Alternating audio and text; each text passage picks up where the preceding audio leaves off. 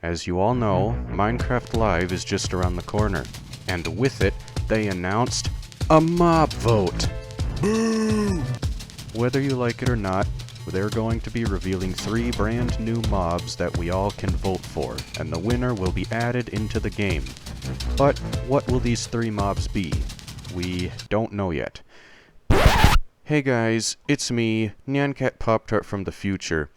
I just want to let you all know that I recorded the script for this video before the first mob was revealed, so the crab has not been revealed to the public at the time of me recording this. Alright, back to the video. But I was getting impatient. I didn't want to wait. So I did the most evil, diabolical, most unforgivable thing known to mankind. I went down into the darkest depths of hell where even Satan would never dare to go, and I used the forbidden power that would get me a spot in eternal damnation forever. I used AI. So I went over to Crayon, formerly known as Dolly Mini, and I typed in an exclusive sneak peek of the upcoming Minecraft mobs for the 2023 mob vote. Don't ask me why it's so blurry, I do not have very good editing software.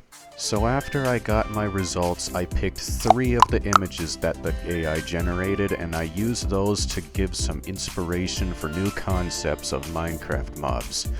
So without further ado, in classic mob vote style, let's go over to Tiny Pop-Tart and see what I cooked up in the kitchen.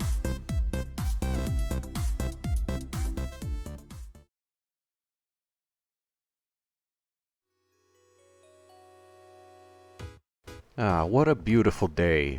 But where's Tiny Pop-Tart?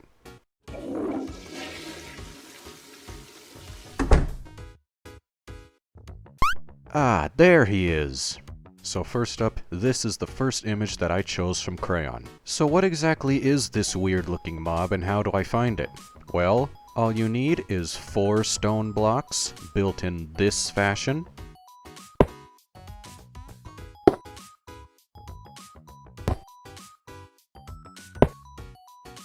A block of iron.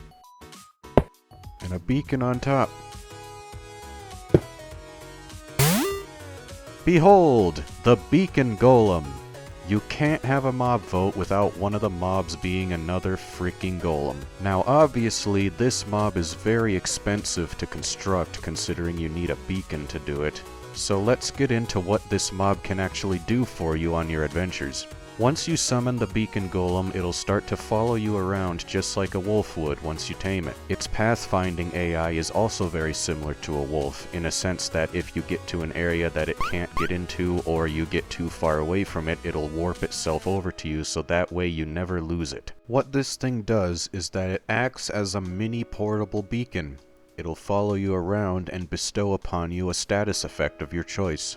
And how you do that? Well, you simply just brew up a potion with the desired status effect, right-click on the golem with it, and, just like a guardian, it'll fire an eye beam out of its eye, but instead of hurting you, it will give you that chosen status effect. I also forgot to mention, you don't specifically need an iron block to build it, you can also make this golem with a gold, diamond, emerald, or netherite block as well. Depending on which block you use will determine how much health it has. This golem is also fireproof and does not drown when underwater. So while the main purpose of these beings is to act like a portable beacon, it is not a full-on replacement for a beacon because 1, the effects are not as powerful as a fully upgraded beacon, you can only have one effect at a time, and some effects such as haste do not have potions, so you would not be able to apply that to the golem. So it ultimately depends mostly on your playstyle or the plans that you have after you've crafted a beacon. If you plan to go adventuring out into the great unknown for a while, maybe you'd want to craft one of these things to help give you buffs during the night.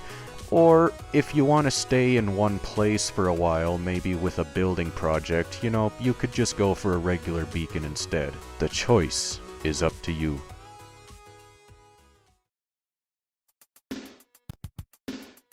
when you're mining down in the deep dark caves, you might just come across the second pick that I chose from the crayon results.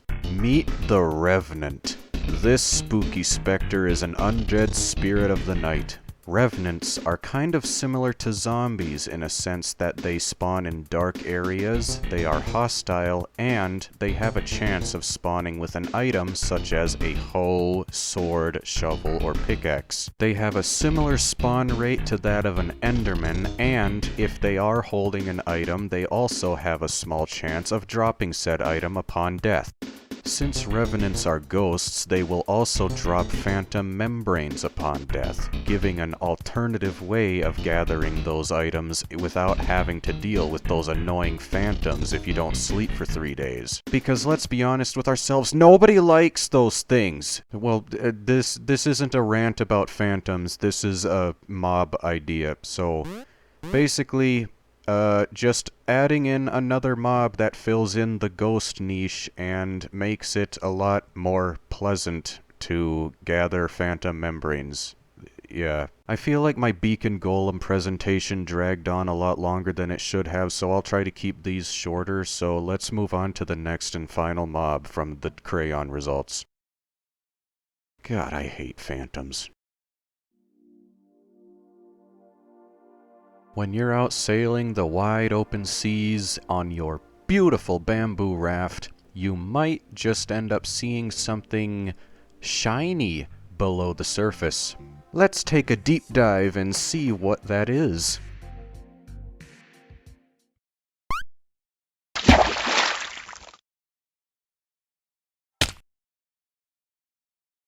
Upon further investigation, it appears that the hypnotic glow was none other than the alluring, lures of the Fishmen. The original name that I picked out for these mobs was going to be the Seamen, but I figured that would cause some problems in the future, so I changed it to Fishmen instead. This here was the third result from Crayon that I chose to get this mob. As you can see, I took a lot of creative liberties, but it was fully inspired by the crayon result. So, my vision for this mob is that it would act as something like an overworld equivalent to the piglins in the Nether.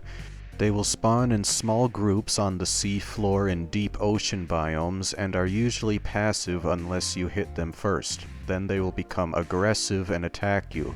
But if you don't do that, they will just peacefully walk around at the bottom of the deep oceans until you come and find them. Just like with the piglins, you can also barter with them. Except they do not accept gold ingots, they instead take copper ingots. Their trades also differ as well. The trades are mostly items that you would usually find under the sea. Some of the most common items that you will get from them includes gravel, sand, kelp, raw fish of any variant, empty glass bottles, and occasionally a bottle of water. Some of the less common but still not very rare items that you can get include sticks, scoots, sea pickles, prismarine shards, and prismarine crystals, as well as chiseled sandstone and flint. Some of the more rare items you can acquire from the Fishmen include nautilus shells, full prismarine blocks, a chance to acquire one of the 4 sets of chainmail armor, wet sponges, potions of water breathing, and a fishing rod, which may come with a small chance of being enchanted.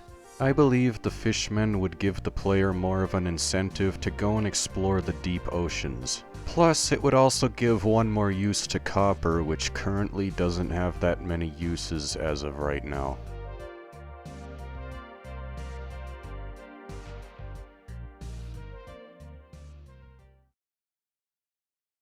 And that's it.